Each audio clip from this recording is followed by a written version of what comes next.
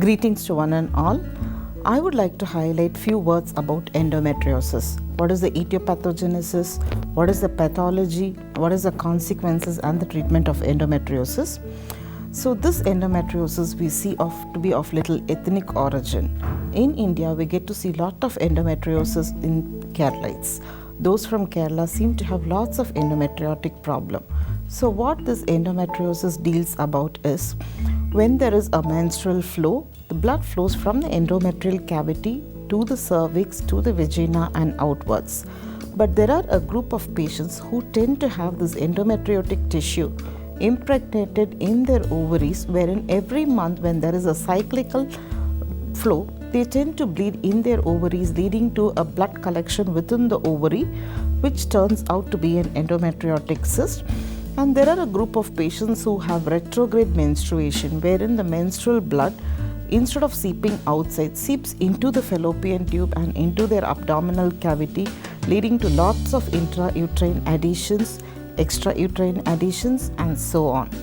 So looking at the endometriosis, majority of the patients who have endometriosis seem to have the pathology going inside the uterus too, and they land up with adenomyosis too.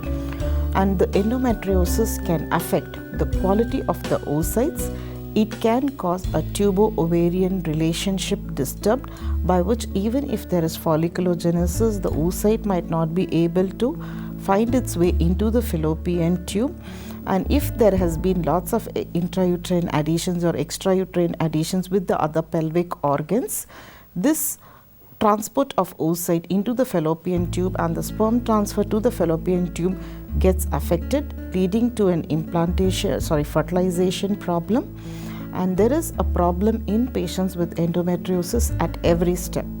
This disease is an ongoing disease, and it keeps disturbing the pregnancy right from the quality of the oocyte to a fertilization problem, cleavage problem, and so on. Even with very young patients with very good serum AMH levels, the treatment and the response in IVF cycles or ICSI cycles is not too good due to the quality of the oocytes being affected. Patients with endometriosis report to us with very excessive bleeding called menorrhagia, very severe abdominal pain, dysmenorrhea, and pain during sexual intercourse, which is dyspareunia. So based on their symptom and their requirement, we tend to treat them. If they had been with us for a symptomatic relief, and if the symptoms are too low, then they might need few analgesics to just retrieve their symptoms.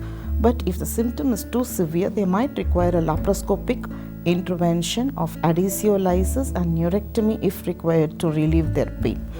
So based on the symptom, if they are with us for infertility, we put them at the earliest to the endometriotic cyst vaginal aspiration if it's too small, if it's too big to a laparoscopic aspiration, followed by ovulation induction and either intrauterine insemination, or if they are in their late 30s, then we tend to put them to the IVF or the ICSI program at the earliest to benefit them maximum. These patients require a lot of luteal phase support to take care of the embryos from getting miscarried, and later on they seem to be a normal patient in the post-later phases.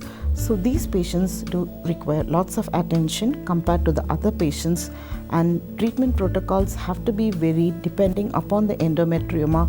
They might have to go for a long protocol or an ultra long protocol using depots.